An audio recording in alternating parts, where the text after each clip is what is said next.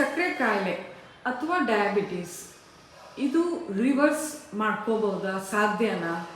ನಿಮಗೆ ಅನ್ಸುತ್ತೆ ರಿವರ್ಸ್ ಮಾಡ್ಕೋಬಹುದೇನೋ ಅಂತ ಅನಿಸ್ತಾ ಇದೆ. ಹೌದಾ?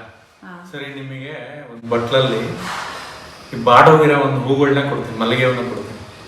ವಾಪಸ್ ಅದನ್ನ ಮೊಗ್ಗನ್ ಮಾಡ್ಲಿಕ್ಕೆ ಸಾಧ್ಯನಾ? ಮಾಡ್ತೀರಾ? ಇಲ್ಲ, ಸಾಧ್ಯ ಇಲ್ಲ. ನೋಡಿ, ಸಿಂಪಲ್ ಥಿಂಗ್ನ ಡಿಫ್ರೆನ್ಸ್ನ ಅರ್ಥ ಮಾಡ್ಕೋಬೇಕಾಗತ್ತೆ.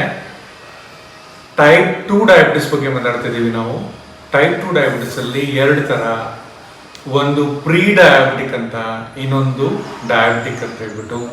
ಪ್ರೀ ಡಯಾಬಿಟಿಕ್ಗಳಲ್ಲಿ ಮಾತ್ರೆ ಔಷಧಿಗಳ ನೆಸೆಸಿಟಿ ಇರೋದಿಲ್ಲ. ಬರೀ ಆಹಾರ, ವ್ಯಾಯಾಮ ಎರಡೇ ಇಂಪಾರ್ಟೆಂಟ್. ಅಂದರೆ ಲೈಫ್ ಸ್ಟೈಲ್ನ ಚೇಂಜ್ ಮಾಡಿಕೊಂಡ್ರೆ, ಮಾಡಿಫೈ ಮಾಡಿಕೊಂಡ್ರೆ ಯಾವುದೇ ಔಷಧಿ ಮಾತ್ರೆಗಳ ನೆಸೆಸಿಟಿ ಖಂಡಿತವಾಗ್ಲೂ ಇರೋದಿಲ್ಲ. ಆದರೆ ಪಿರಿಯಡಿಕಲಿ ಅಂದರೆ ಪ್ರತಿ 3 ತಿಂಗಳಿಗೆ ಒಂದ್ಸಲ ನಿಮ್ಮ HB ಒಂದ್ಸಿ ಪರೀಕ್ಷೆ ಮಾಡಿಸ್ಕೊತಾ ಇರಬೇಕು. ಟೈಪ್ 2 ಡಯಾಬಿಟಿಸ್ ಅಂತ ಏನು ಕರಿತೀವಿ, ಅದರಲ್ಲೂ ಕೂಡ ಡಯಾಬಿಟಿಸ್ ಅಂತ ಆಗಲೇ ನಿಮ್ಮ ಡಾಕ್ಟರ್ ಪ್ರತಿ ಸಲ ಹೋದಾಗ ನಿಮಗೆ ಶುಗರ್ ಜಾಸ್ತಿ ಇದೆ, HB ಒಂದ್ಸಿ 8 ಇದೆ, 14 ಇದೆ, 16 ಇದೆ, ಈ ಥರ ಎಲ್ಲ ಹೇಳಿದಾಗ ಅವಾಗ ಖಂಡಿತವಾಗ್ಲೂ ನಿಮಗೆ ಆಹಾರ ವಿಹಾರದ ಜೊತೆಗೆ ಔಷಧಿ ಬೇಕೇ ಬೇಕು, ಡಾಕ್ಟರ್ ಫಾಲೋಅಪ್ ಬೇಕೇ ಬೇಕು. ಯಾಕೆ ಫಾಲೋಅಪ್ ಬೇಕು ಅಂತ ಹೇಳಿದ್ರೆ, ನೀವು ಡಾಕ್ಟರ್ ಸರಿ ಹೋಗ್ಲಿಲ್ಲ ಅಂತ ಹೇಳಿದ್ರೆ ನಮ್ಮ ಜೀವನ ಸಮಸ್ಯೆ ಮಾಡ್ಕೊಳೋದು ನಾವು.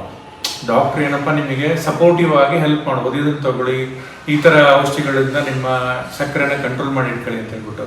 ಡಯಾಬಿಟಿಸನ್ನ ಪ್ರತಿ ಸಲ ಹೇಳಿದ್ದೀನಿ, ಶುಗರ್ ಅಂದರೆ ಬರೀ ರಕ್ತದಲ್ಲಿ ಶುಗರ್ ಜಾಸ್ತಿ ಇದೆ ಕಡಿಮೆ ಇದೆ, ಜಾಸ್ತಿ ಇದೆ ಕಡಿಮೆ ಇದೆ ಅಷ್ಟೇ ಅಲ್ಲ, ಸಕ್ಕರೆ ಅಂಶ ಒಳಗಡೆ ಪ್ರೋಟೀನ್ ಮತ್ತು ಲಿಪಿಡ್ಸ್ಗಳ ಜೊತೆಗೆ ರಿಯಾಕ್ಷನ್ ಆಗಿಬಿಟ್ಟು ಗ್ಲೈಕೇಷನ್ ಪ್ರೊಸೆಸ್ ಆಗಿ ಸಣ್ಣ ರಕ್ತನಾಳ, ದೊಡ್ಡ ರಕ್ತನಾಳ, ಕಿಡ್ನಿ, ಕಣ್ಣು ಇವನ್ನೆಲ್ಲ ಡ್ಯಾಮೇಜ್ ಮಾಡ್ತಾ ಇರ್ತವೆ. ಅದರಿಂದ ರೆಮಿಷನ್ ಬೇರೆ, ರಿವರ್ಸಲ್ ಬೇರೆ. ಸೊ ರೆಮಿಷನ್ ಮಾಡಿಟ್ಕೋಬಹುದು, ರಿವರ್ಸಲ್ ಮಾಡ್ಲಿಕ್ಕೆ ಸಾಧ್ಯ ಇಲ್ಲ. ರೆಮಿಷನ್ ಅಂತ ಹೇಳಿದ್ರೆ ಯಾವುದೇ ಔಷಧಿ ಮಾತ್ರೆಗಳಿಲ್ದಂಗೆ ಆಹಾರ ವಿಹಾರ ಚೆನ್ನಾಗಿಟ್ಕೊಂಡು, ಎಣ್ಣೆ ಹೊಡಿಬಾರ್ದು, ಸಿಗರೇಟ್ ಸೇದಬಾರ್ದು, ಗುಟ್ಕಾ ಆಗಬಾರ್ದು, ತುಂಬ ಚೆನ್ನಾಗಿ ಶಿಸ್ತಿನ ಜೀವನ ಶೈಲಿಯಲ್ಲಿ ನಾವೇನಾದರೂ ಕ್ರಮಬದ್ಧವಾದ ಒಂದು ಆಹಾರ ವಿಹಾರ ಮಾಡಿದ್ವಿ ಅಂತ ಹೇಳಿದ್ರೆ ಖಂಡಿತವಾಗ್ಲೂ ರೆಮಿಷನ್ ಮಾಡ್ಬೋದು. ಯಾವುದೇ ಮಾತ್ರೆ ಔಷಧಿಗಳಿಲ್ದಂಗೆ ಸಿಂಪ್ಟಮ್ಸ್ನ ಹತೋಟಿಯಲ್ಲಿ ಇಟ್ಕೋಬಹುದು, HB1C ಕಂಟ್ರೋಲ್ ಇಟ್ಕೋಬಹುದು. ಏನಾದರೂ ಕಂಟ್ರೋಲಿಗೆ ಬರ್ತಿಲ್ಲಪ್ಪ, ಅವಾಗ ಏನೂ ಮಾಡ್ಲಿಕ್ಕೆ ಬರಲ್ಲ, ಔಷಧಿ ಬೇಕೇ ಬೇಕಾದ್ರೆ. ಆಯುರ್ವೇದದಲ್ಲಿ ಕೂಡ ಇದನ್ನ ವಾತಜ ಮಧುಮೇಹ ಅಂತ ಕರೆದಿದ್ದಾರೆ. ಇದನ್ನ ಅಸಾಧ್ಯ ರೋಗ ಅಂತ ಸಾವಿರಾರು ವರ್ಷಗಳಿಂದನೇ ಹೇಳಿರುವಂಥದ್ದು.